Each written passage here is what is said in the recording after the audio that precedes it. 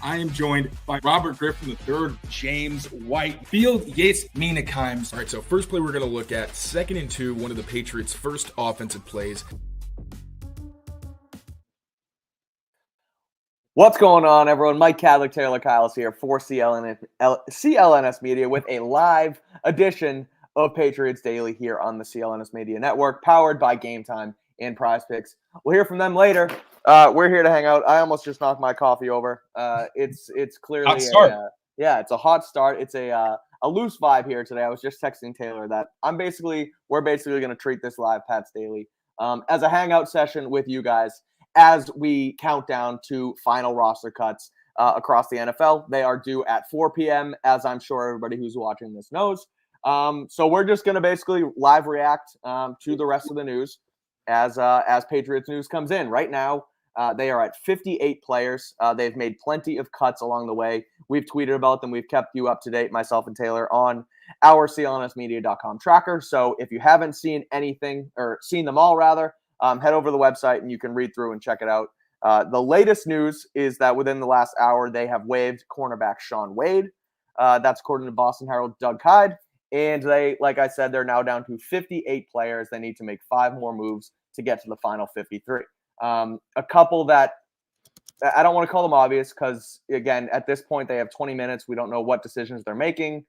We don't know if, they've made the decisions. They just haven't, released them to the media, if they're going to wait to do them at 4 p.m. But some that would make sense, Taylor, are Sione Takitaki staying on the PUP list where he currently is. He hasn't participated at all in training camp. And then they also have 2 short-term IR spots that they can use, which could go to Marte Mapu and potentially Christian Barmore, depending on his health situation with his blood clots. We'll see, obviously, how that plays out. But really, if you think about it, 5 more moves, 3 injury designations, we're kind of looking at 2 more cuts here. I tweeted out a list of who's left. My beautiful handwriting is out on the Twitter sphere. But it's looking like maybe a Tony Mafi, maybe one of they have 7 receivers right now still. It could be a Kayshon Boutte situation. It could be a Jalen Reagor situation. Maybe a linebacker goes. Christian Ellis, Joe Giles Harris are still on the team. It's interesting. But I guess what do you make of it so far? What do you think may happen? Any guesses on what's to come right here? Should I throw out my roster breakdown? Absolutely. Go for it. Let's visual representation. Show up. All right, so it's way easier to look at now that I've taken a bunch of names off. Like seriously, too much. Now I feel it's like practice the next couple of days. Now it's going to be so weird. We've gone from training camp practice of 90 players, dudes running all over the place, running around the field, and then you get to a regular season practice, and it's like, where the hell is everybody? It's nice for at least for attendance taking purposes. There we go. Yeah, it's going to be a little jarring now. I'm going to make it big again. There we go. Okay, perfect. All right, so you guessed. I think I agree with you. I think it's going to be Antonio Mafi and Tristan Hill who end up off. Okay.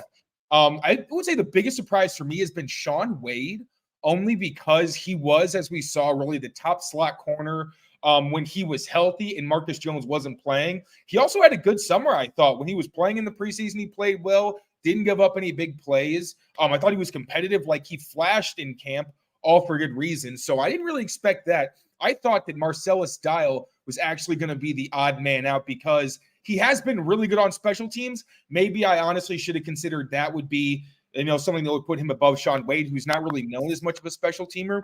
But Marcellus Dial also struggled significantly when it comes to actually playing defense, which is why I thought they would want some more depth there in Shaun Wade, especially given the fact that Marcus Jones' health situation, you never really know what's going on there. And Isaiah Bolden, I mean, he did have a solid camp. He didn't make a ton of plays defensively that really wowed you, but he has all the talent in the world. He's played a bunch of different positions in his college career. So he was a virtual lock for his special teams ability. So I don't think Marcellus Dial is going to play a ton of defense, but you'd think he sticks around. Then the linebackers, Christian Ellis and Joe Giles Harris. I thought it was going to be one or the other. Very possible we get both because Christian Ellis, as I mentioned, is really more of the special teams guy, although his diagnosis really has shown up in the preseason. And then Joe Giles Harris is getting his hands on everything. He did suffer. Oh, Christian Ellis suffered the head injury. We don't have any news on that. Hopefully he's okay. But those two guys have earned roster spots. It just seemed like even if Sione Takitaki does ultimately end up on PUP, still with Raekwon McMillan, it seemed like 3 backup linebackers for a team that uses so many 3 safety looks might have been a little odd, but I think it makes sense to keep those guys if you're talking about Antonio Mafi and Tristan Hill. Yeah, we have some news here. It's Antonio Mafi was just waived by the Patriots. So again, one that made some sense. Hasn't really separated himself at all in the interior offensive line situation. Where now I know I don't know if you know, but you're gonna see Taylor live tweet his reaction to Antonio Mafi, which is fun. But yeah, Patriots are waiving Mafi, which he's someone who. They gave him some reps. I didn't realize what you meant until just now. I was like, oh. That's okay. Look at that. As a reporter, you try to find the first person who reported it. That's a journalism right there, folks. Exactly. So we're now down to 57 players with the release of Mafi. 4 more moves. 3 more can be those injury designations. So I don't want to say we disagree. I guess it's our disagreement, but I said it's going to be Kayshon Boutte. You said it's going to be Tristan Hill as that last guy to go. Could be Marcellus Dial, like you mentioned. There's some sorry, I just keep refreshing my Twitter notifications. There's some moves here to make, though, for sure. It could be Del Pettis. I don't think it's going to be Del Pettis. Del Pettis seems like he's sticking around right now, which is obviously good for him. He's had a good camp. But Mafi is the latest to go down. So 5th round pick in 2023, somebody who looked even decent maybe to start his rookie season a couple times, but it wasn't great. Yeah, never separated himself, wasn't good this camp. Tried to play him at center, some bad snaps. It just didn't work out. Good guy, which we say that there's not a lot of bad guys around the Patriots locker room, but he was one of the guys that was distinctly like, oh, this is a really cool guy. I'm rooting for him. Yeah. Yep. So doesn't mean you're like not rooting for anybody. But I was actually literally just about to talk about Antonio when the news broke. If you didn't see it, I had to take him off. There it is. Well, as soon as you said Harris on your next thing, or not Harris, as soon as you said Mafia, you were like talking about it. I was like, well, now's the time to let you know that he is a goner. Yeah. And it makes sense because, like you mentioned, they tried the center thing. That didn't work out. He really had trouble with the snapping. Also, just with his body type and his skill set, I didn't think he was a great fit for the Patriots. Like, Layden Robinson is a bigger guard.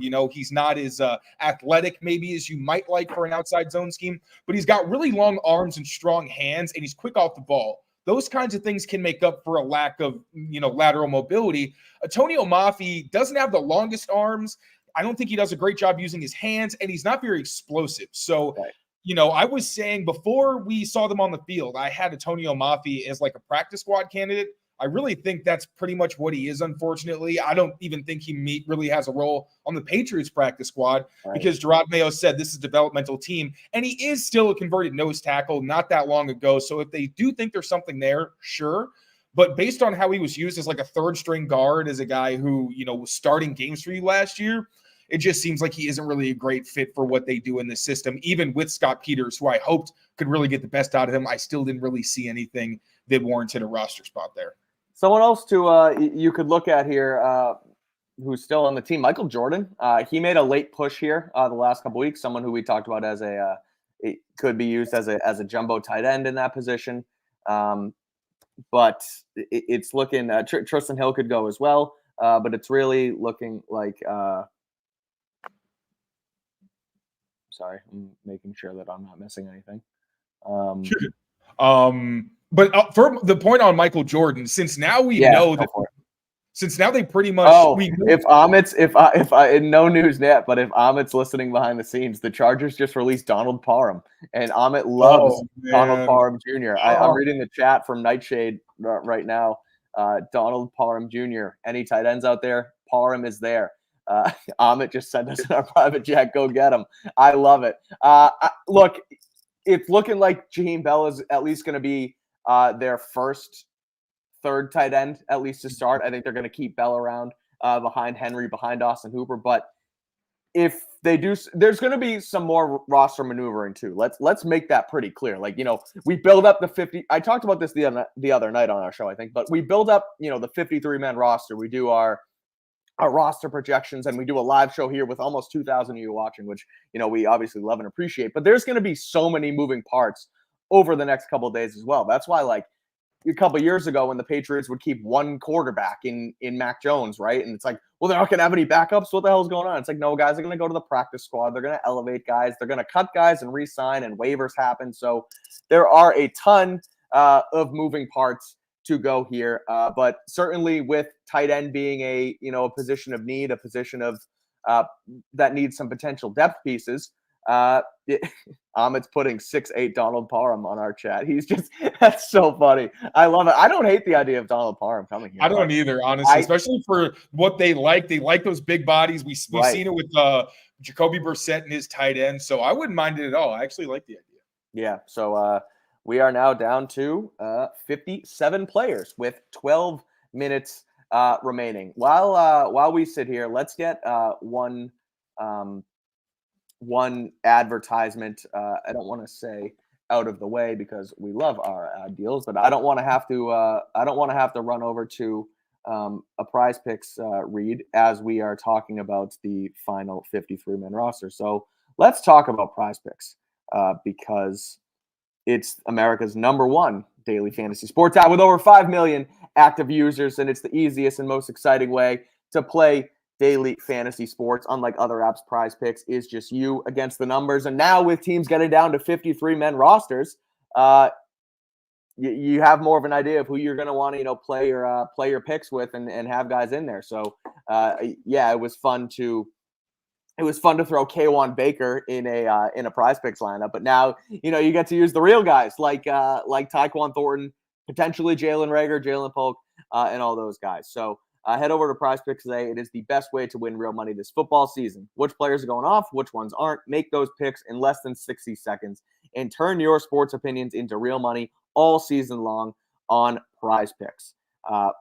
Head over there today. Download the Prize Picks app. Use code CLNS for a first deposit match up to $100. That is code CLNS on Prize Picks for a deposit match bonus up to $20. Or up to $100, excuse me. Prize Picks, run your game. My head's going a mile a minute because we have breaking news coming down within the next 10 minutes. Not yet, Taylor. I didn't mean to scare you there. It's coming shortly. But nothing yet. Interesting, actually. We were talking about it with our Patriots beat friends earlier, where the Browns are keeping Dorian Thompson-Robinson. They're keeping 4 quarterbacks on their first roster. Which I guess can segue us into the Patriots and the fact that we thought at one point maybe they were going to keep 4 quarterbacks, but unfortunately, Bailey Zappi gets released today. I think that was one of the bigger. What's up? You didn't think they were going to keep 4? I don't know. There was. I will say Alex Barth did have 4 quarterbacks on one of his roster projections this preseason. Silly, Alex. No, if Alex thought it could happen, then it had validity. Well, you also, I know you knew and you thought that Bailey Zappi had a pretty good preseason for himself and could potentially end up being a practice squad candidate. Practice squad, yes. I still think that's a possibility. Yes. Now, do you think he gets claimed? Because there's a lot of tough backup quarterback situations across the NFL right now. Now, I don't know what teams necessarily think Bailey Zappi is the answer to that problem, but JJ McCarthy goes down. Minnesota kind of scrambles and picks up Matt Corral and then releases him. Justin Herbert's been injured. Easton Stick, I think, is their backup right now. Like Bailey Zappi might be a better option out in LA. It's going to be interesting, and I wonder if comfortability around the Foxboro area and being here the last couple of years, and a fresh start in Alex Van Pelt's system.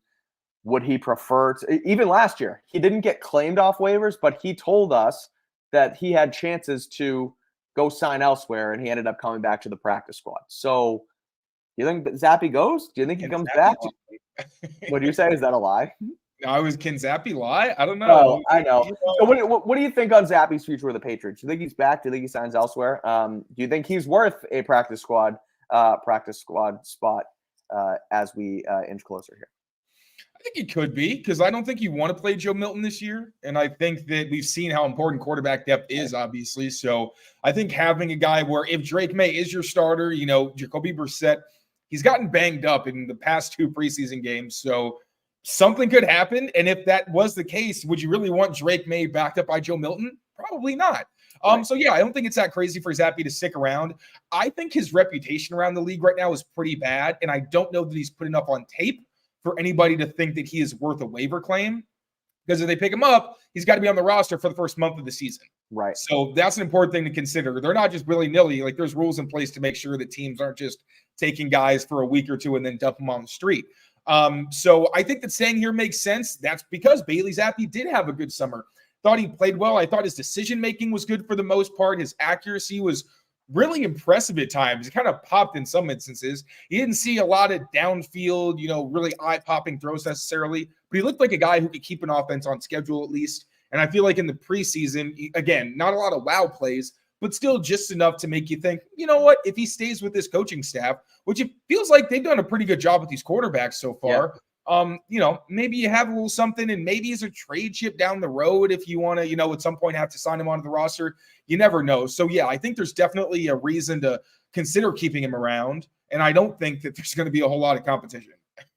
Yeah, I agree. Let's get to a couple more news and notes over the next couple minutes before 4 p.m. comes. One of which is Kevin Harris, who was also released today. Somebody who, at least after this past week, it felt like there was some momentum towards the Patriots potentially carrying 4 running backs on their final roster: Ramondre Stevenson, Antonio Gibson, Kevin Harris, and then JaMycal Hasty. But Harris gets released. They're going with Stevenson, Gibson, and Hasty on their initial roster. I think Hasty really came on the last couple weeks, showed that he is going to be their third running back.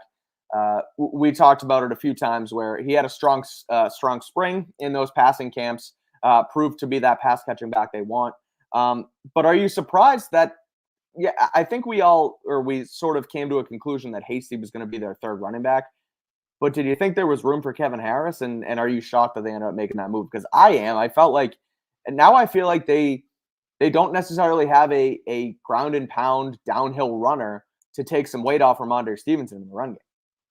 I feel like people forget that Antonio Gibson is 230 pounds. That's fair. He's not the only one. Actually, but he's also a former receiver. Like, so but that's why he's a running back, is because he's 230 pounds. Yeah, that's true. I'm sure he wasn't a receiver at 230, but put that weight on. But that's one thing about Antonio Gibson is he's a freak athlete because he's big and he's also really fast and explosive. Like you saw it in the preseason game, he was bullying those backups. Right. He looked really, really good. And also, JaMycal Hasty told us that this is the biggest, or at least was, I guess, the biggest running back room he'd ever been a part of because everyone but him was 220 pounds or bigger. Yeah. I can't say I was surprised because I actually had JaMycal Hasty making the roster over Kevin Harris because he's been a core special teamer going back to late last season when he was claimed. So it makes a lot of sense that we also saw this season he was on all the top special teams units. He brings wiggle and I think speed that they don't really have. You really saw it on some of the outside zone runs, even some duo where he would bounce it. I didn't think it was one thing about him is it's funny his last name's Hasty because he does seem to have a pretty, quick decision-making style where it's not a whole lot of, I'm going to set this guy up. There's some of that, but it feels like he's going like boom, boom, boom. But he has the speed to make it work as well, at least in the preseason. We'll see how that translates. And I really like what he did on screens. We know this is going to be a huge screen team. Now, Kevin Harris was on the Patriots practice squad last year. There's so many running backs. I really don't think that he's going to get claimed, even though he did look good this summer. And I think ideally they'd like to have him back on the practice squad, maybe do some roster finagling, find a way to maybe get him back on the actual roster. But yeah, I like Kevin Harris. I thought that his contact balance obviously stood out on both of his touchdowns this preseason. Showed in practice where he's just like carrying entire groups of offensive linemen and tacklers because he's not really going down. And Terrell Jennings, I'll throw in the mix. I'd like to see him on the practice squad as well. Look good as a runner, really tough, good contact balance as well with some burst. He's kind of the opposite of JaMycal Hasty in that sense, where I really liked the patience he showed and how you could tell that he was kind of thinking one step ahead as a runner. And he was a really high effort blocker. Wasn't always perfect, but he rarely lost by the end of the rep. And he showed some soft hands as a pass catcher. Only had one drop, and it was on a screen that was thrown behind him by Joe Milton. So I really like the depth that they have right now on the roster at running back. And ideally, if you can get Kevin Harris and Terrell Jennings on the practice squad, I really think you've got a good core of guys where if someone, God forbid, goes down, then somebody else can step up and they won't have a ton of drop off. Yeah, I definitely see Harris as essentially coming back on the practice squad. He's been here for the last 3 seasons, drafted in the 6th round in, I believe, 2022. And he's yet to make a 53-man roster with the Patriots. He's gone unclaimed for 3 years and been back on the practice squad every year. Now he's a guy who they've used in elevations. He's a guy who they have signed to the active roster once, running back depth gets shaky down the stretch. He's had a couple good games down the stretch of these last couple seasons, but I certainly see him, returning. On what do we got? Any news? Hey, Oh, nice. That's awesome. That's pretty. Yeah, cool. we're rooting for him. He's really fun to watch this summer. We definitely are. Actually, honestly, I hope he gets claimed by somebody and gets on an active roster. That's true. Selfishly, I hope he's back, but rooting for him. That's awesome. Thank you for watching. Appreciate you. All right, so one little nugget here. The Titans are releasing veteran offensive tackle Geron Christian.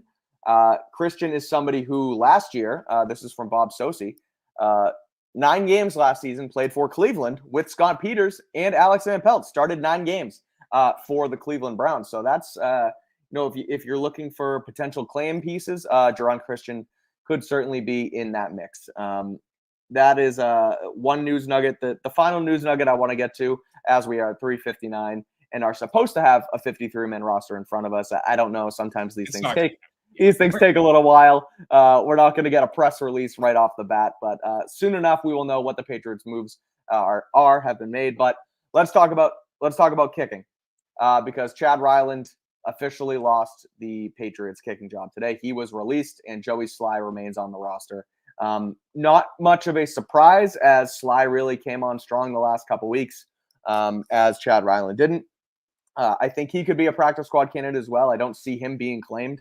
But just another interesting piece. 4th round pick last season, 2023. A pick of Belichick's, so not much allegiance now. But tough showing there, where, if you look at Antonio Mafi, Chad Ryland, 2 guys who were drafted. Both guys drafted in the 4th round last season. I believe it was Mafi a 5th round. Oh no, Mafi was a 5th. It was Ryland and City. So City. It was City. Yeah. Yeah. So a tough showing in the middle of last year's NFL draft, where 2 guys. Sorry, I'm just reading some more Twitter notifications. Nothing crazy. 2 guys get picked in the middle of last year's draft and now have been released today. So what do you make of Chad Ryland? Do you see him coming back? And what are you looking for in Joey Sly, as he has officially won the kicking competition? It was like what Gerard Mayo said. Give me 100% kicker. That'd be awesome. Kickers. Yeah, I know. Even Joey Sly said it's a result-based position, so I just want him to make the kicks he should make. It's not like the last preseason game where the guy missed 2 60-yarders. He can miss 60-yarders. I hope he makes them if he ever tries them, but, I don't care about that. But really, from inside, especially 30, ideally in that 40-yardage area, you're hoping that he's pretty much automatic. And then in the 50s, that's where things get difficult. This is somebody who was competing with Chad Ryland, so you can't really expect him to make even the majority or a high volume of the ones from 50 plus. But you're really just hoping that it's a guy who makes the kicks he should make. And if he's going to miss some that he should make, that he can at least make up for it with some that he shouldn't. That's really just the story there. But Chad, it's disappointing.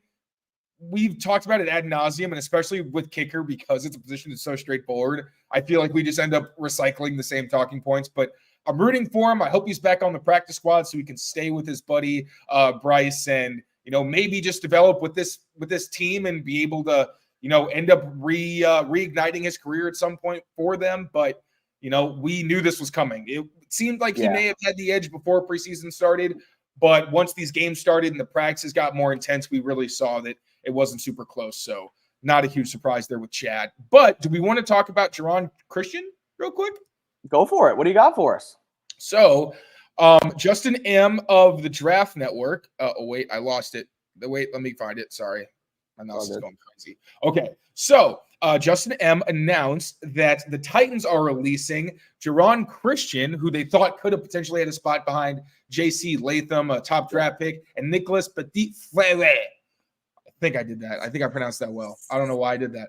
And Bob Sosi, our colleague, pointed out that Christian actually made 9 starts in 9 games last season for the Browns. Obviously, a lot of that had to do with the fact that they were just going through offensive linemen because of injury. But at the same time, that familiarity and the fact they don't have a ton of depth, there's not a lot of guys you can get who are going to know your system and be able to start in any capacity, even if it is as only a spot starter. So this would make a lot of sense for the Patriots, especially because they parted ways with Calvin Anderson. Also not sure how much it had to do with injury. Yeah. Oh wait, no. Did they waive him with an injury designation? They waived him with an injury designation, so he might end up on injured reserve. So yeah, that's two guys with him and Tyrone Wheatley who could end up on injured reserve. Interesting note too here, I will say on Christian is that this is pointed out by our friend Bernd over at Pat's Pulpit. He is a vested veteran, so he doesn't go through waivers. So he's going to have the choice on the open market. I don't know how many free agents in that scenario frankly want to come to the Patriots because of their struggles, but familiarity with Peters and Van Pelt certainly helps, right? I mean, it's no secret that the Patriots have struggled along the offensive line throughout this preseason. They could go to this guy and say, hey, look, you're going to come in here, you're going to help us. We trust you. You started for us last year. Depending on the right price and things like that, that's something to note. But they can't straight up put a waiver claim in for him and earn him that way, which, Elliot Wolf Drudmayo said they're going to use that waiver wire because they currently have the third pick there. So we'll see what happens. It is 4:04. We do not have any more news just yet. The Patriots, according to reports, still sitting at 57 players. So as we wait, let's quickly hear from our friends over at GameTime because now we can go to regular season NFL games with the GameTime app. Patriots playing at Cincinnati when we were live on our show the other night. I think it was like a $200 something ticket to get in, which to be fair is ain't a bad seat for a regular season game. Actually, as I do my ad read now, I'm going to check out Paycor Stadium over in Cincinnati and see what the price is for Patriots at Bengals, because if you're in the area, you might want to go check out the game. You could get in for as low as $152 right now on the GameTime app. That is cheaper than what we saw the other night. Ticket prices are going down. Go check out your New England Patriots and their potentially new 53-man roster out in Cincinnati with the GameTime app. Use GameTime picks on the app as well. It filters out all the fluff and shows you only the incredible deals on great seats, so you don't have to waste time searching through thousands and thousands of tickets. Just use GameTime picks, and they will give you the best ones. They have super deals, amazing deals, and great deals. And it's funny I say that, and I clarify this every time, but that's just not me telling you. That's literally what they're called on the app. So it'll show you exactly the best prices, best places to sit, etc. So head over to GameTime now. You also can use GameTime for things other than sporting events. Taylor used GameTime to go to a concert the other night. Brian Hines, our friend over at the Pat's Beat podcast, did as well, at Kenny Chesney.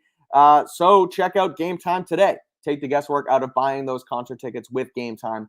Download the app, create an account, and use code CLNS for $20 off your first purchase. Terms apply. Again, create an account, redeem code CLNS for $20 off. Download GameTime today. Last minute tickets, lowest price guaranteed. That's our friends over at GameTime. Make sure you go check them out. And so we are 6 minutes in, and it's a waiting game, but we have 4,300 people across. That's insane. Our three Twitter accounts, me, you, Patriots, CLNS, and the YouTube. So we appreciate it. It's fun, even if it's just background noise. You guys are sitting here hanging out with us, and we appreciate that a ton. So thank you so much. Make sure you rate, review, and subscribe to the channel. And while you're here, like the video as well. It does actually help us out a ton with all the algorithms and all the subscriber bases and things like that. So we appreciate the support and can't thank you guys enough. So again, right now looking like we are at 57 players, 3 quarterbacks, 3 running backs, 7 wide receivers, 3 tight ends. That's what I have on the skill positions. I can't count the offensive linemen. Ooh, what do you got, Taylor? Breaking news? I got one little something. So speaking of our little family, Los actually posted that Jaheim Bell has posted that he basically has made the Patriots' final 53-man roster. Very demure. He's tapped into the social media space. But yeah, this one we pretty much expected. Hunter Henry was a lock. Austin Hooper, because of the lack of depth, was a lock. And then Jaheim Bell, because he was so talented, we didn't really think he was someone they would want to expose to waivers, especially at tight end, where a lot of these guys end up being late bloomers. But the athletic profile is what you really want to cling on to and hope you can get the best out of those guys.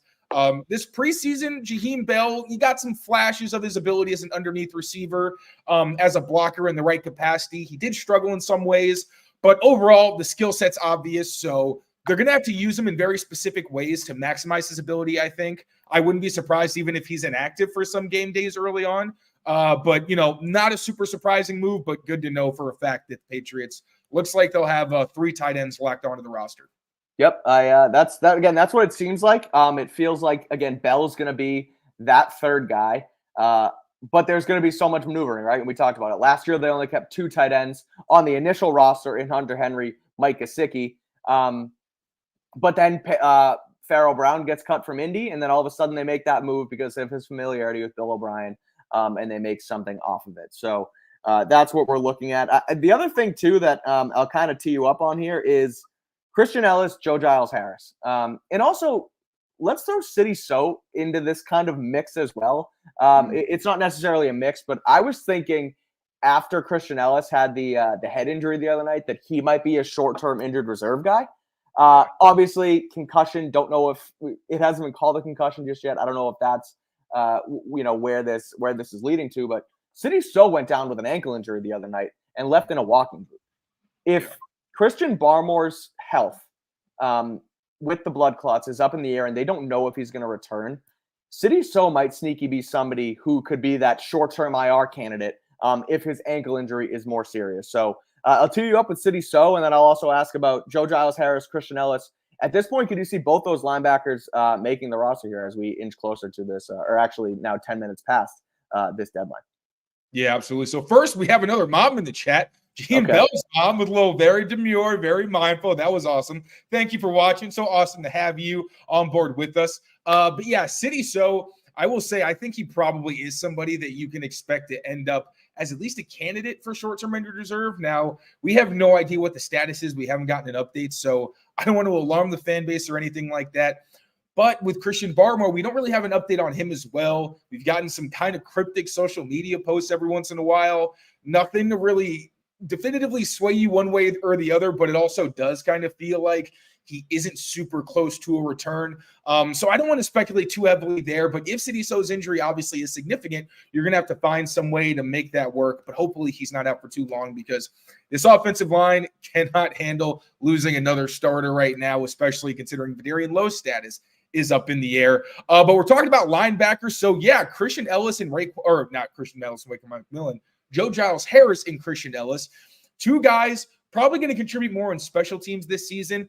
If they both make it, I would be a little bit surprised because it seems like a lot of linebackers for a team that uses a ton of safeties. Like, I don't even know how Sione Takitaki is going to factor in, or Raekwon McMillan, as long as everyone's healthy. So it's hard to find a role for Ellis and Giles-Harris. But Christian Ellis, I think, does have the edge. I had him in my roster projection because he's such a good special teamer, and he was last season as well. But really, you saw that this preseason. But Joe Giles-Harris, he hasn't been as much of a factor on special teams this preseason, especially. I thought that was surprising for a guy who would, if anything, be a 4th linebacker, probably 5th linebacker whenever Takitaki comes back. But he has been outstanding in coverage. That's been one area where more than any other player, I think he's really been able to stand out. You don't see linebackers or even safeties get their hands on as many passes as Giles-Harris has this summer in the preseason and practices. So if they keep both, I would be surprised but not stunned.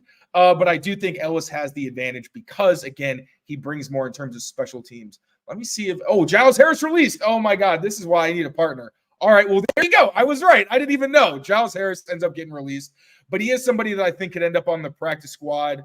Kayshon Boutte has apparently made the team as well. Okay, so Calvin Anderson and Armand Watts end up on injured reserve officially. Armand Watts, that does make sense. He ended up missing the last game. Hey, so the second I leave, all the news comes in, huh? Exact, dude. I didn't even know. I'm going on a rant about how Joe Giles-Harris probably isn't going to make the roster, but could, and then the chat's blowing up. But I'm trying to make eye contact with everybody, and I didn't want to look back and forth to be rude. So Kayshon Boutte makes the team. Yeah, my roster was almost dead on so far, except for Sean Wade and who was the other one that threw me off? Calvin Anderson. Only 2 ones. I thought Calvin Anderson was. Did you have Tristan Hill on? Oh, did he make it? Yeah, Tristan Hill's here. No, I didn't. All right, that was another surprise. Okay. Yep. All right. So let's see. I have a Twitter draft in my drafts to announce the final 53-man roster, but I need to make my edits because I had a couple wrong, not a couple wrong, but I was updating this slowly. I thought Giles Harris was going to make the team, but he didn't. Christian Ellis does make the team. The Patriots do keep 7 wide receivers. Yeah. Which is interesting. And 7 corners? And 7 corners. So, all right. 3 quarterbacks officially. We'll go position by position here. We can kind of break this thing down. Jacoby Brissett. Go ahead. So Christian Barmore was designated to return. Yeah. Now, if they didn't need to give it to City So, then this just makes sense because they probably don't know what the status is. But it is at least encouraging that he is on short-term injured reserve. Yep. So Mapu and Barmore start on that short-term IR/NFI list. So they are designated to return if they can. They now have to miss a minimum of 4 games. PUP, same thing with Kendrick Bourne, Cole Strange, and Sione Takitaki does end up on that list like we were talking about. And then it's Jacoby Brissett, Drake May, Joe Milton. The running backs are Stevenson, Gibson, and Hasty. Wide receivers, Javon Baker, Kayshawn Booty, Demario Douglas, KJ Osborne, Jalen Polk, Jalen Rager, and Tyquan Thornton. The tight ends are Bell, Henry, and Hooper. Offensive line, 9 of them. Andrews, Jordan, Nick Leverett, Chuk Okorafor, Mike Onwenu, Layden Robinson, City So, Vadarian Lowe, and Caden Wallace. And defensive line, Daniel Aquale, Devon Godchaw, Tristan Hill, Jeremiah Farms, Keon White, Dietrich Wise. Linebackers, Bentley, Ellis, Jennings, McMillan, Tavai, Uche, and O'Shane Jimenez. And then 7 corners, like we talked about. Another interesting one here. Alex Austin, Isaiah Bolden, Marcellus Dial, Gonzo, both Joneses, and Marco Wilson makes the team as well. Del Pettis, UDFA, makes the roster along with Kyle Duggar, Jalen Hawkins, Jabril Peppers, and Brendan Schooler. And our special teamers are Behringer, Joe Cardona, and Joey Sly. So that is what we are looking at. The Patriots' 53-man roster has now been made official. Any surprises off the bat here? My one is that Giles Harris didn't make the team. That surprised me a little bit. I thought he came on strong. I thought he had a good game with the interception. He has been a ball magnet, as we talked about, deflecting passes left and right in practice. But ultimately, he doesn't make it. Could he be a practice squad candidate coming out the other side? Giles Harris, yeah. I that's what I had in my roster projection. He was probably going to end up on the practice squad. So, yeah, I think he's going to be back because he was so good in coverage. There were some issues with tackling in space that I definitely like to get figured out a little bit. But in that regard, I think that he'll probably end up sticking around. And he's been on the practice squad. Obviously, was last season. He's been on practice squads for the past few years. So I think that makes sense. Just making sure 45, 53. All right, I did have my numbers correct. So I just tweeted out the Patriots final roster. If you guys want to look at it in written form, we'll have it updated on the website later on as well. So this is what we're looking at. Joe Milton makes the team. Good for him. I didn't think that was necessarily not going to happen, but as a later round pick, you never know. Marcellus Dial makes it as well, which is another, I guess, noteworthy. Brian Hines just tweeted as well. All 8 members of the draft class do make the team. That's kind of why I wanted to mention those last couple because round 6 in Marcellus Dial and Joe Milton and round 7 in Jaheim Bell. It's noteworthy, right? I mean, those are the 3. Look, you want to keep your draft picks because you don't want to waste your draft picks because they're so valuable. But sometimes those back end guys, they're the ones that end up being cuttable if they end up having a good camp. Obviously, all 3 good enough to stick around. Tristan Hill, does it surprise you? I know you had him off. What do you make of Tristan Hill remaining on the team? One, I was a little surprised because honestly, I didn't think he played that well until the last preseason game. I literally tweeted earlier today because I was like, he could, I guess, make it because they don't have a ton of interior defensive linemen without Mike Purcell. Right. But he really didn't have a great preseason until the final game. He also had a really bad illegal block where he like dropped somebody and got a penalty, which was not great. That's also kind of his MO. He's a very feisty guy. We saw him kind of like almost get into some scrums. I think he got into one scrum at some point during this summer. But I kind of liked him as more of a penetrating type guy who brings you some pass rush without Christian Barmore. I do think he has a bit more explosiveness than a lot of other guys in that defensive tackle room. He's not as stout against the run as a lot of those other guys. That was my biggest concern, but he did show up pretty well in that regard against the Commanders. Got like, I think at least one hand on a pass this summer. So yeah, I was a little bit surprised, but it also, it does make sense considering the lack of depth they had on the interior. We'll see what kind of role he has. I feel like he'll end up being a game day inactive a lot of the time, unless they're really, hurting for depth. But good for him. He did flash this summer, and even though the preseason wasn't great again, he finished strong, and I guess he gets rewarded. I will say that the 7 wide receiver room shocks me is a strong word, because I think all 7 guys who make it have either done enough this preseason or it's clear that they're involved, right? Like Tyquan Thornton, for example, hasn't necessarily flashed per se. He's made a couple good plays, but he's also someone who is clearly the top X receiver and is someone who is in their plans. Javon Baker, Jalen Polk, they're going to stick around, 2 rookies. KJ Osborne, obviously. Pop Douglas, obviously. Rager and Booty, it's sort of the matchup. What did you say? I never doubted it that they would make the team. It's the matchup we talked about in our show, though, where if Booty doesn't have a great day, which he didn't, he might not make the team. And Jalen Rager, somebody who could have been expendable, right, with his lack of production in the offense, but he is a great kick returner. They have plenty of kick returners on this roster, by the way.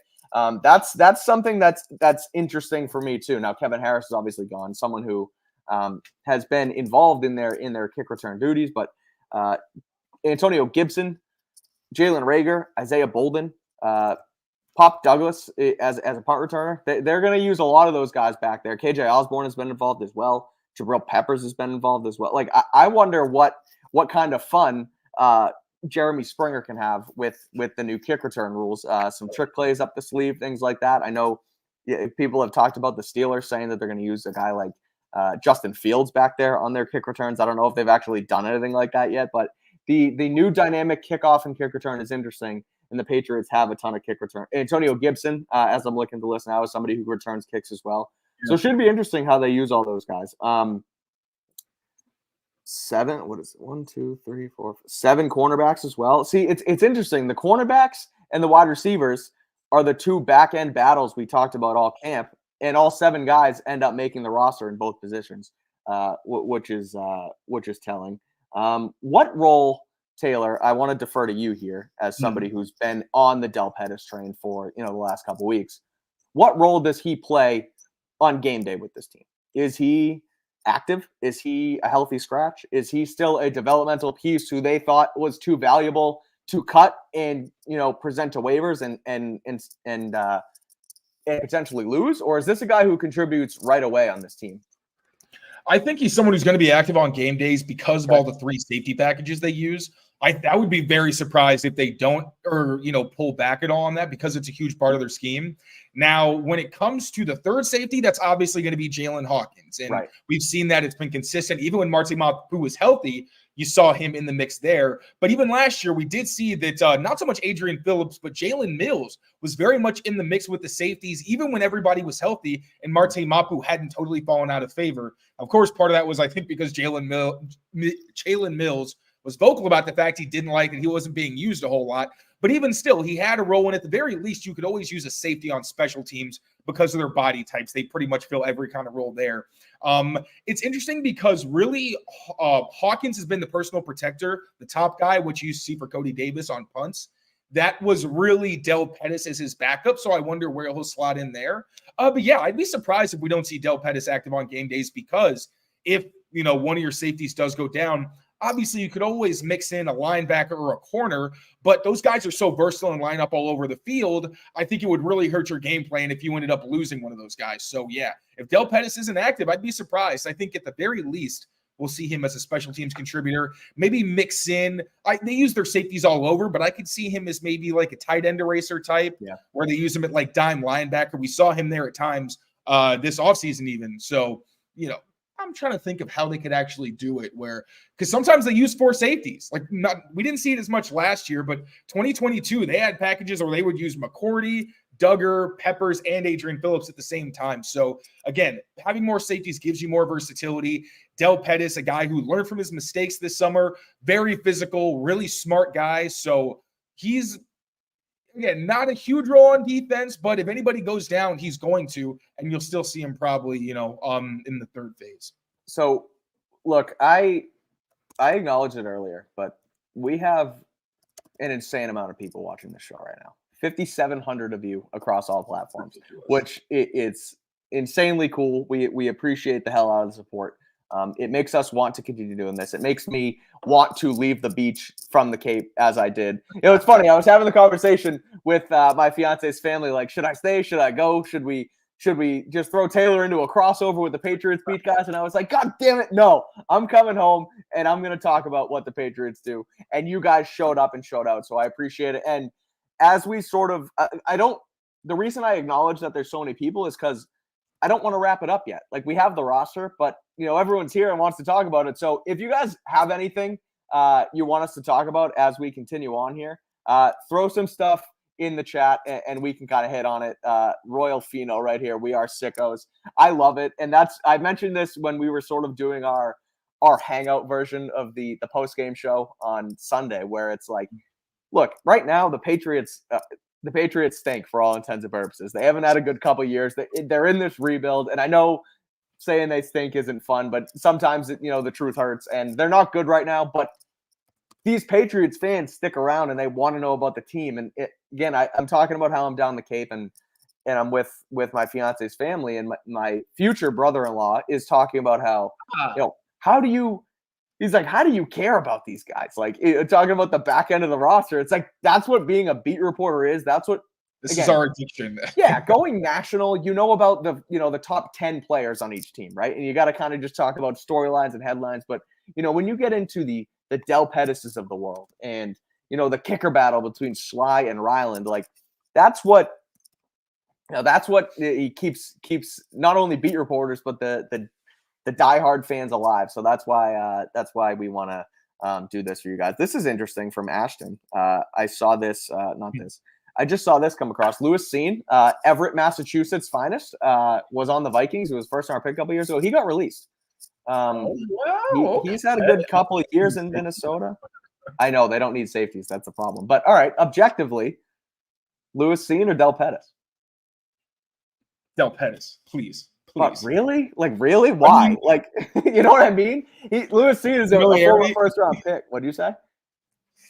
I guess. I like him as a project, but I don't know. I like Del Pettis. I think you have the guy you coached him, if maybe let him go somewhere else. You're set. You're good. It's not like he's going to be a starter in the next couple of years, Yeah, I know. That's fair. I'm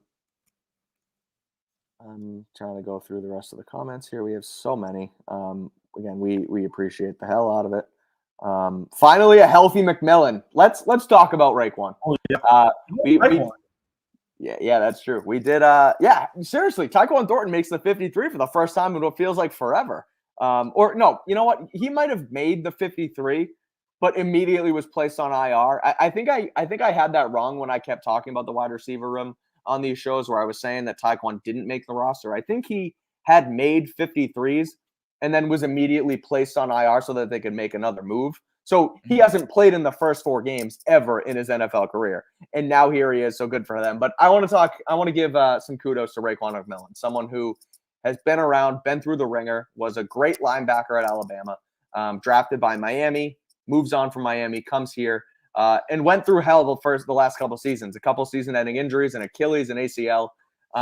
He sticks around. The Patriots like him. We talked about how has been a de facto coach the last couple of years. He comes back. He gets healthy. And he kicks butt this preseason and makes the 53-man roster. So shout out to Raekwon McMillan and his now role in the linebacker room. Someone who I call the surprise cut when we did our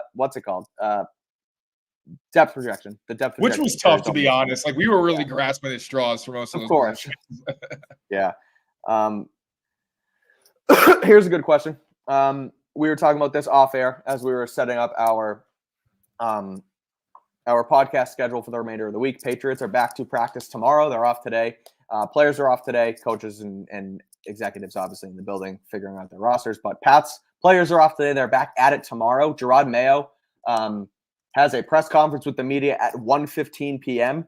And he noted yesterday that he wants to tell the team who the starting quarterback will be before it gets leaked or told to the media. So my assumption is Mayo speaks to the team tomorrow morning, tells them that, let's be real, tells them that Jacoby Brissett is the starting quarterback. And then he has his press conference with us at 1:15 around there and lets us know. So ultimately, I think it's going to be Jacoby Brissett, and I feel like it'll be confirmed tomorrow.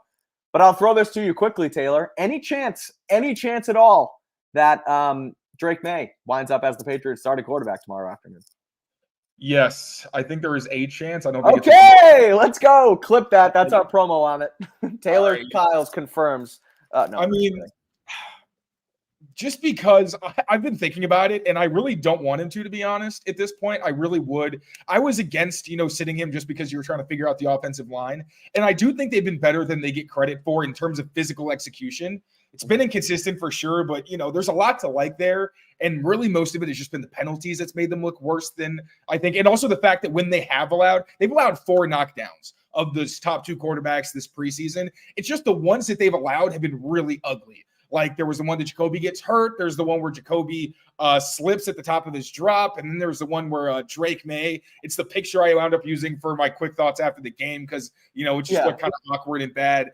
For the most part, they haven't been terrible. Wait, did you understand my response to you or the quote to it when I was like, it looks like Salt Bay? Because his hand was like this. Okay, all right, sounds good. Some people are like, what the hell are you talking about? Sorry, I didn't mean to go but yeah, I think you also see that he does make the offense significantly better.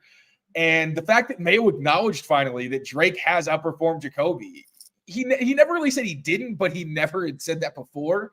Now he finally has, with the decision kind of looming. So I don't think they want to. And I think it makes sense to try to make sure that the potential face of your franchise doesn't, have to take a bunch of unnecessary hits. But it's also football, and he's got to learn somehow. And he's the only one of the top 3 picks who's not starting. Granted, he also has way less experience playing football than those guys at, the collegiate level at least. So I don't think it's likely once again, but I could see it potentially happening if they really are like, what, Drake is better. We got to give this team the best chance to win, which I don't think they're in that mindset right now. So continuing on with the chat and on the quarterback discussion, Chris says he thinks they're going to make us wait. Why are you going to tell Cincinnati who we're starting? So I agree with the sentiment, but it's nearly impossible to keep this kind of stuff under wraps. Yeah. Leaks happen. Players, coaches, people in the building talk, and sources there. We just hit the 6,000 mark on the live stream. We have 6K of you guys watching. That's effing awesome. That's insane. It's cool. We I keep saying it. Yeah, it's fun. We appreciate it. But is there any chance that this lingers and we don't find out sooner rather than later? Again, I'm of the mindset that you're going to know who the starting quarterback is. It's not like college football where it's quieter. There's not as many beat reporters, even around a team like, Florida State, Alabama, all those. Like those kind of can go up until game time, where with NFL, you need to know who the starter is.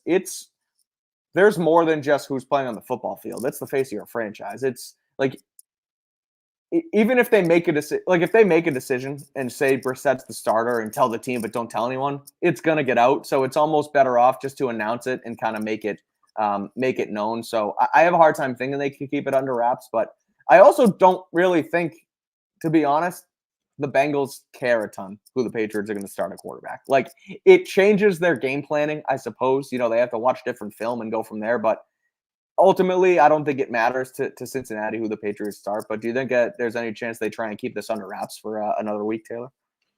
Maybe, but that seems more like a Belichick thing than a Mayo 100%. Oh, I don't think it makes quite enough of a difference for them to want to do that.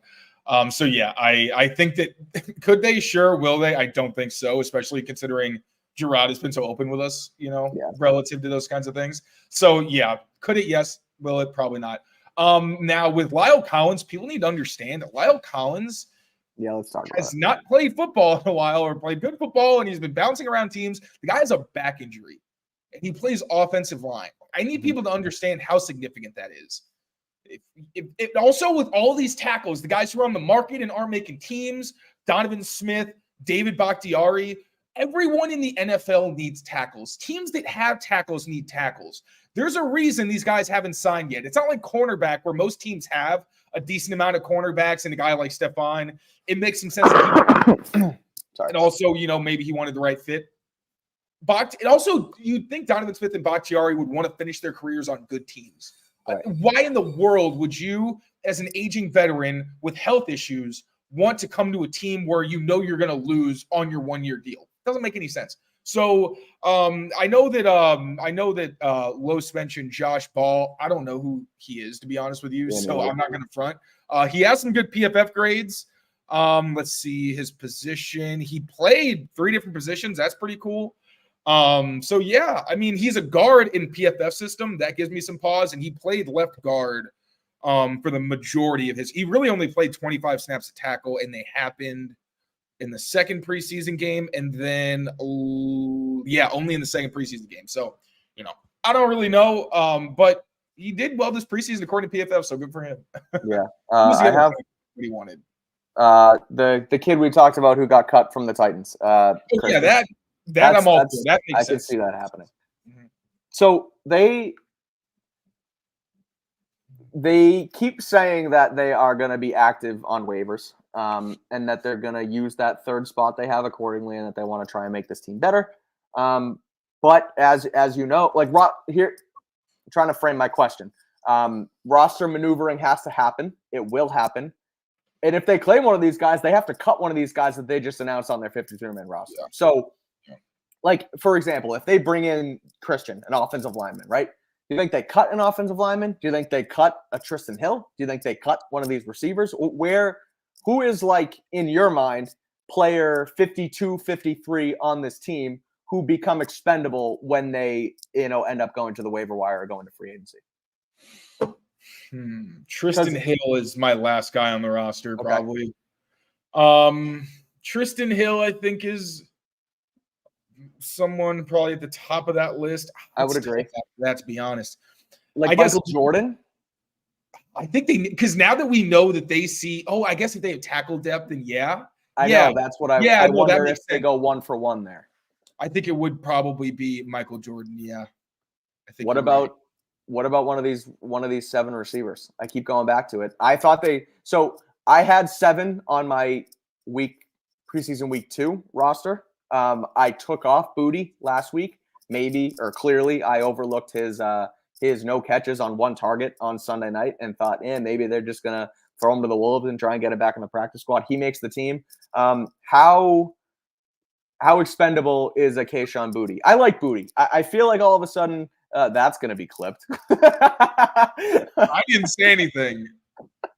I was smiling because I love my job and I love my co-host. Oh, that's so funny. That was weird, man. Anyway, I like Kayshon Boutte. I think he's deserving of this team. I think he can play well.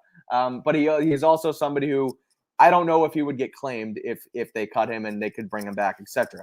How expendable is Kayshon? Do you think he's a guy they really want to keep? Do you think he's a guy that they could end up cutting in this continued roster maneuver?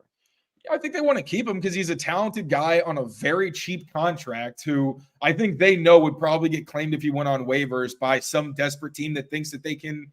Everybody thinks they can fix these players. And as a player, I'm not talking about anything outside of that. So I think that he's someone they want to keep around now that they especially have a good now that they actually have a good quarterback who can get him the ball in all the ways that I think maximize his skill set. That's why he said that he was going to make the roster 2.5 weeks ago. And he was right. I think that they really do want to develop him and get the best out of him. So is he, what's the word that you used? Expendable? Expendable. Thank you. I kept thinking, I don't know what I was thinking. Is he expendable? Yes, because he's one of the players who's at the bottom of a depth chart and the roster. But I think you'd faster see Michael Jordan, Christian Ellis get cut than probably him. Even Marcellus Dial, because he struggled so much on defense. Like Kayshon Boutte, you can see it on offense, and he doesn't really do a ton on special teams, even though he has worked there. I wouldn't be surprised if they try to get him in the mix. Whereas Marcellus Dial is a good special teamer, which still has plenty of value, could get picked up just for that, but has also legitimately struggled on defense and has a long way to go. Further, I think, than Kayshon Boutte. Yeah. Dial's a good one. Christian Ellis would make some sense. Other than that, like some of these guys are tough to end up cutting. I'm looking at the list in front of me now. Like Del Pettis is going to be here. He feels like someone who it could have been, I guess, a question if he made the roster, but he makes it, and I don't think you want to release him. 3 running backs, Joe Milton. Like, I don't see them just cutting Joe Milton, but it could make some sense if they really need to. They're not going to cut you. I know they're not. I'm thinking of the last guys on the roster here. I don't think they're going to cut him either. I'm just looking at that he's as close to a walk as you're going to get from somebody picked out late. That's fair. That's a fair point. All right. So, Boutte, one thing that also added to that conversation is someone in this receiver room literally has to be expendable because they're not going to keep 8 receivers, and Kendrick Bourne is probably going to come back at some point. Thank you. Very good point, Tayler Kyles, that we overlooked. I like that. So, all right. Kendrick Bourne's going to come back. Taki's going to come back. Marte Mapu might come back. Yeah. There's going to be a lot of moving parts. Yeah, Christian Barmore could come back. Again, that's Cole Strange. Cole Strange could come back. There is going to be a lot of moving parts over the next month and a half as these guys continue on. So, I mean, I think the easy one in the receiver room, if Kendrick Bourne comes back, I know they play, X and Z, but it's Kayshon Boutte. Like, that's probably Jalen Reagor, maybe. But they're gonna use him on special teams. Boutte's been someone that they consider versatile. Like he's I think it was either Kayshon or Javon mentioned used outside as Z's and X's. I think that KJ Osborne is seen in a similar vein. And the way they use their scheme, they have a lot of wide alignments where essentially you really are an X or a Z. It doesn't really matter because you're on line of scrimmage outside the numbers, which is what, an X typically does. I wonder if they would see Kendrick Bourne in the same way. Mm-hmm. I don't know that he's fast enough to be a real X, but I also think that he's got enough vertical ability. And we've seen it in his career that he can win just running in a straight line because he's got ball skills and like just enough juice.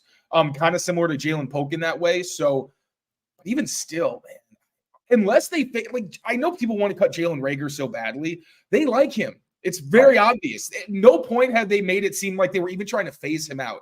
Like the other kick returner besides him most of the time is Antonio Gibson. If it were Isaiah Bolden, I'd think, okay, it's a true, they're just trying to see who can maybe show the most and, dare you to kick to one of these guys.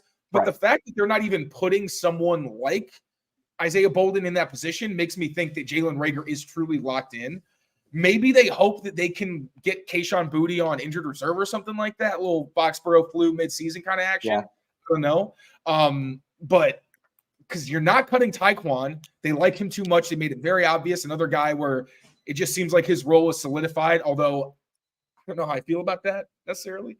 KJ Osborne's not going anywhere. Jalen Polk's not going anywhere. Demario Douglas, Javon Baker. Kayshon. It's got to be. It's unfortunately Boutte. One of my where am I? I'm looking for this comment, but there's so many comments on here because you guys are all throwing in here. 6,300. We can't get enough. How do we leave? We're at an hour, but how do we leave when there's all these people? Unfortunately, we got to wrap it up sooner rather than later. But this is from one of my good Twitter friends. I did that to Science 10. He's disappointed because every single time I tweet something about the Patriots and their wide receivers, this man is in the comments saying, "What about Boutte? What about Boutte? What about Boutte?" I did that Designs 10 on Twitter. Go follow him. Loves him some Kayshon Boutte more than this guy loves Boutte more than I love Boutte. And he loves him some Boutte. Hey, Kayshon has 4 weeks to oh shoot. I keep forgetting. I'm sharing my screen. Oh, that's fine. Kayshon Boutte has 4 weeks to prove why he shouldn't be cut when Kendrick Bourne comes back, and that's, I guess, the beauty of this whole thing. But definitely something to watch in the wide receiver room. I will say tight end is one to watch as well. Peyton Hendershot ends up getting traded to the Kansas City Chiefs, but Donald Parham, someone who we talked about earlier, could potentially be an addition as this moves forward. So, all right, Taylor, I know we have 6,300 people in here, but we have gone over an hour, and we do have our 53-man roster set for the Patriots. So, any closing thoughts on where the Patriots are at before we get into practice week? We have practice tomorrow and Thursday before they're off for the long weekend, and then we're back into game week. So, final closing thoughts on the Patriots roster before we wrap up this 53-man roster deadline podcast. Let's see. Running back looks good. Wide receiver, good mix of veterans and guys with talent that are young. Actually, I'm not going to lie. It's not a good mix. It's one veteran who, is proven in this league, and then a lot of young guys. But with Pop, you figure that he's going to have a key role. Jalen Polk also seems like he's primed to be a big piece of this offense. You need that superstar still, but still, I think this receiving core, wide receiver core is better than it gets credit for. Tight end, as you said, still thin. You need if you can't get someone more talented than an Austin Hooper, then you'd at least like to get another veteran who can block. Because Austin Hooper and Hunter Henry just aren't those guys. Jaheim Bell needs to be used in a specific role to excel as a blocker. Need depth there. Obviously, offensive line, you can never have enough depth. If they end up getting a tackle, then like we mentioned, Michael Jordan's probably out because that would mean they might not have to use necessarily Mike Nwenu as a tackle. But because we know that he's their third-string tackle, Caden Wallace is the fourth, then at that point, you figure they need more interior depth than they do on the edge. But really, either way, I think you could definitely use upgrades there. Defensive tackle, you got Tristan Hill, so I think the depth is okay there. I don't know. I would like an upgrade over Tristan Hill, but you're also not going to really get that at this point in the season. Then looking at the edge, hopefully Joshua Uche and O'Shane Zimenez get healthy, but Anthony Jennings, elite run defender there. And Keon White, I still think he's been better on the inside than the outside, so he really does need to kind of prove himself in that role. Then inside linebacker, pretty much stacked there. Cornerback, they kept 7 because I think, one, you got to think about the Jones' health statuses, but also with Alex Austin, Marco Wilson, Isaiah Bolden, they all look good this summer. I would love to see that battle kind of continue there, and also just good depth at the position where you need it. With the top 3 guys, especially all coming off injuries. And then safety, I love it. Jalen Hawkins had a good summer. He is impressed internally, it seems like. And then Del Pettis, the joy and pride of the UDFA, restarting the streak. You love to see it. A rebuilding roster for sure, but I like how they look on defense for the most part, even though they could use some help on the defensive line. Offense is very much a work in progress, but we'll see what they do in the coming days. Yep, I love it. Let's see. What final thoughts I'll say is 7 receivers is a lot, but all of them are deserving. I think I might be a little bit higher than a guy like Jaheim Bell than most people. I love his athleticism. I think they can use him in multiple ways in this offense. So if they do bring in another tight end, I hope they at least continue to keep him in the roster and he sticks around and could be a developmental piece in that room. But other than that, I think now we shift to week 1 and who the starting quarterback of this team is going to be. And we're hopefully going to find that out tomorrow. I think we have a press conference, our weekly presser, weekly Wednesday presser with Gerard Mayo scheduled for 1:15 around there tomorrow. So I think that's when we'll end up getting the news there. So we'll keep you updated here on all of that. But that's really where the focus shifts is, who's going to start for this team, when does Drake May play, and how good does he ultimately become in his rookie season. So I think that's where we wrap it up here, Taylor, on our 53-man roster breakdown show. Coming up on an hour 10, coming up on 6,300 of you guys. So again, I keep saying it, but we appreciate the crap out of it. And I will say too, someone keeps going in the chat saying, like the video. It helps. Like the video. We appreciate it. Thank you guys so much. That's going to do it for us. Again, we'll be back tomorrow. We're going to have a Pats Daily tomorrow night in some form or fashion. It may be a mailbag. It may be a quarterback reaction video. Regardless, whatever it is, we're going to have a live show for you guys. So make sure to subscribe to the channel and like the videos, rate, review, subscribe, do it all so you know when we're going to come up next. We may have a quarterback reaction. We'll see what happens. But we're going to be here tomorrow night on Pat's Daily. So until then, again, we appreciate you listening. Patriots 53-man roster is out. We have our updates on the website, so check it out there. And until tomorrow here, follow us on Twitter at tkyles39, at Mike Kadlick, and at Patriots CLNS on the X, where we're going to have more live updates as the Patriots. Calling it the X? Ew. All right. I know. I don't know why I did it. I've strayed away so much from X and just called it Twitter all the time. But for some reason, I don't know why I just said X. I think Elon's finally getting into my head a little bit and making me say X because it's everywhere. You can't even. I don't even think you could type twitter.com into a damn thing anymore. It goes to X. It doesn't work. He shut it down, but it's always Twitter. So follow us there. We're going to have a live updates. Yeah, very, as this continues. So again, thank you guys so much.